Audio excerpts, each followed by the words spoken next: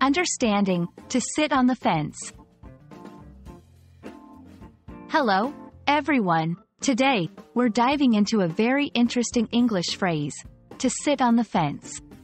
This expression is widely used in conversations, and understanding it can help you grasp the nuances of the English language. Let's explore what it means, how to use it, and see some examples in action. To sit on the fence is an idiomatic expression that means to remain neutral or undecided between two or more options. It's like when you can't or don't want to choose a side in an argument or decision. Imagine literally sitting on a fence, not going to either side. That's exactly the picture this phrase paints.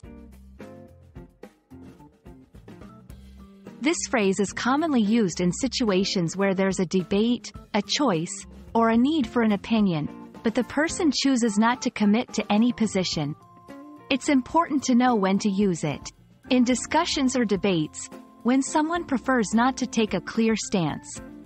In decision-making scenarios, where the person is unsure or unwilling to choose.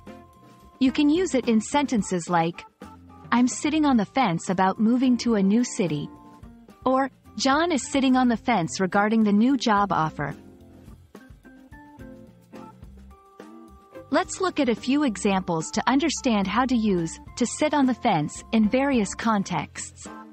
1. In personal decisions. I'm sitting on the fence about whether to go back to school or start working. 2. In debates. During the debate on climate change, Laura sat on the fence, not supporting either side. 3. In everyday choices. When asked if he preferred tea or coffee, he sat on the fence, saying he liked both. Understanding the phrase, to sit on the fence, enriches your English vocabulary and helps you express a state of indecision more vividly. Whether you're navigating complex discussions, making personal choices, or simply exploring the English language, remembering this phrase can add depth to your conversations. We hope this video has been informative and engaging.